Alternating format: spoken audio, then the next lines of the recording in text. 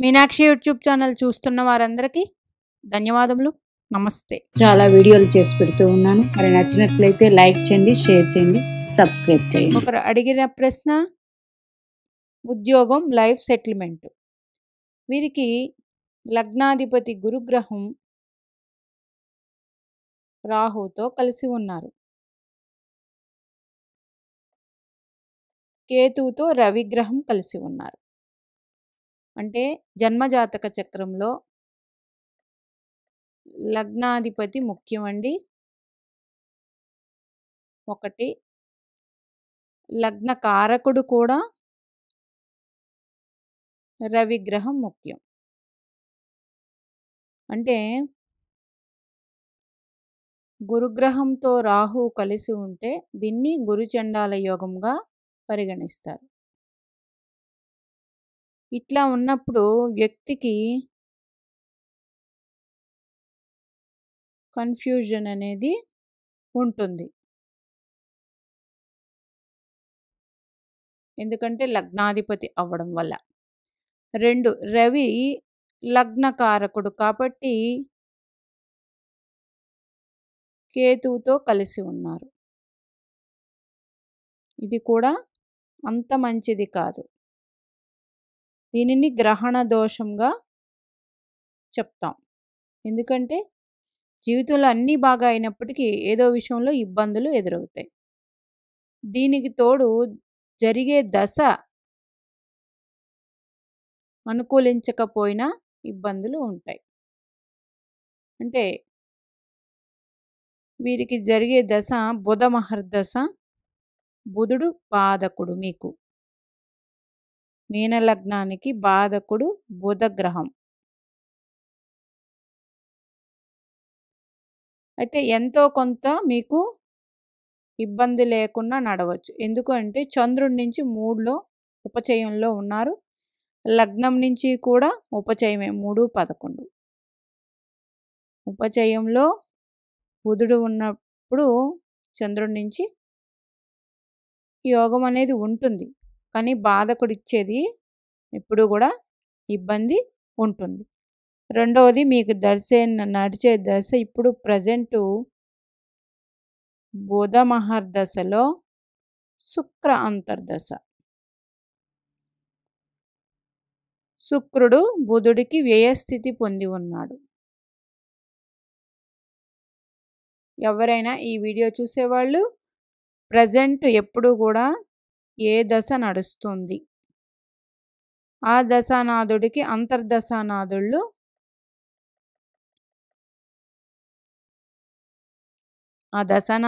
అంతర్దశానాథుళ్ళు ఏ రాశిలో ఉన్నారు, రాశి అంటే ఏ భావంలో, అది 212, 410, నెక్స్ట్ 6, 8 అయినప్పుడు కొంచెం ఇబ్బంది పడుతుంది ఆ దశ అంతర్దశానాథుడు యోగించడు. 3, 11, 5, 9 గ్యాప్లో ఉంటే ప్రాబ్లం లేదు. ఒకవేళ ఇట్లాగా 6, 8లో ఉన్నారంటే అవి మిత్రగ్రహాలు అవ్వాలి, అయితే పర్వాలేదు. ఇంకపోతే దశానాథుడు ఏ నక్షత్రంలో ఉన్నారు, ఆ నక్షత్రాధిపతి జన్మ లగ్నానికి శుభుడా. మీనలగ్నానికి పంచమాధిపతి అయ్యాడు చంద్రుడు మీకు. ఈ చంద్రుడు మీ జన్మజాతక చక్రంలో నీచపడ్డాడు.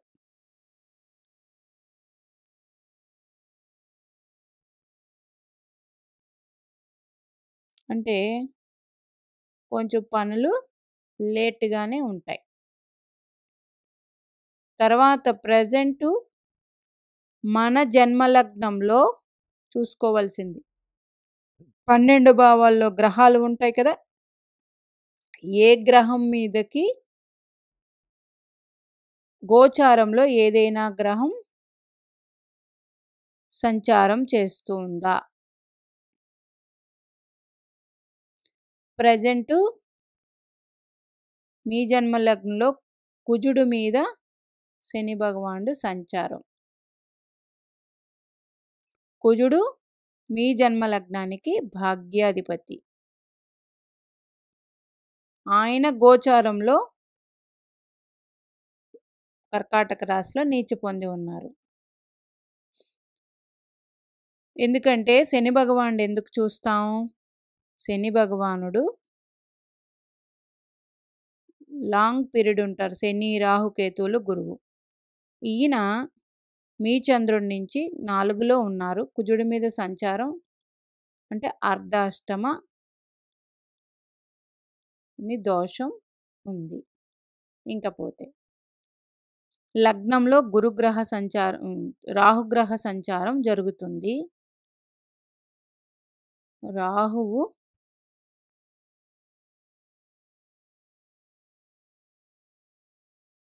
చంద్రుడి నుంచి 5లో ఉన్నారు. రాహు గోచారంలో 5లో మంచి ఫలితాలు అందించరు. ఇంకా అంటే రాహు బలం లేదు. నెక్స్ట్ గురుబలం ఉందా?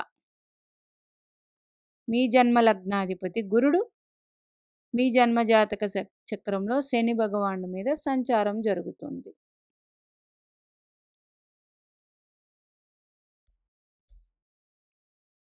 లగ్నాధిపతి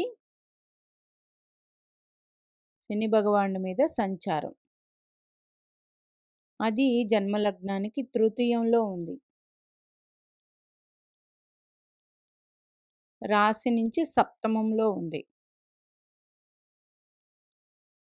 ఇంత ఫేవరబుల్గా లేదు. ఇంకా దశ అంతర్దశనాథులు ఇందాక చెప్పుకున్నట్టు బుధుడికి వెనకాల మీ జన్మ జాతక చక్రంలో శుక్రగ్రహం ఉంది. శుక్రగ్రహ అంతర్దశ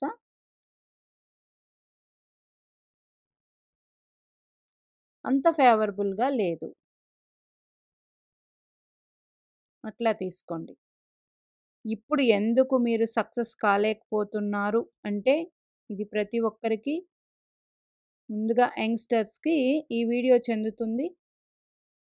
ఒక్క పాయింట్ వింటే మీకే అతి సులువుగా అర్థమవుతుంది. దానికి మనం ఏం చేయాలి? ఆ టైంలో మనం చేసే ప్రయత్నం 1కి 10 సార్లు ఎక్కువ చేస్తూ ఉండాలి. ఎందుకంటే మనం ఒకటే జాబ్ చూసుకొని కూర్చుండిపోయి అది రాలేదు అని ఇబ్బంది పడే కన్నా, ఏదో ఒక వే, ఏం చేస్తే మీకు ఏమి ఇష్టంగా ఉంటుందో ఆ పని చేసి సంపాదించడానికి చూసుకుంటే బాగుంటుంది. ఇంకా మార్చి నెలతో మీకు అర్ధాష్టమ శని భగవానుడి దోషం తొలుగుతుంది. నెక్స్ట్ మే నెలకి గురుగ్రహం మిథునంలోకి మారుతారు. శని భగవానుడు మార్చి 29కి మీ లగ్నంలోకి వెళ్తారు. రాహువు మే నెలలో చంద్రుడి నుంచి 1, 2, 3, 4 రాహువు లగ్నం నుంచి తొలుగుతారు. ఎందుకంటే రాహువు ప్రజెంట్ మీ లగ్నంలో ఉన్నారు. మీ లగ్నాధిపతి రాహువు గురువు కలిసి మీ జన్మజాతక చక్రంలో ఉన్నారు. అంత ఫేవరబుల్గా లేదు ప్రజెంట్. అంటే మీరు చేయాల్సిన దానికన్నా ఎక్కువ ప్రయత్నాలు చేసుకుంటే ఫలితాలు మారవచ్చు. మీనాక్షిదేవి ఆశీస్సులు మనందరి మీద ఉండాలని కోరుకుంటూ నమస్తే.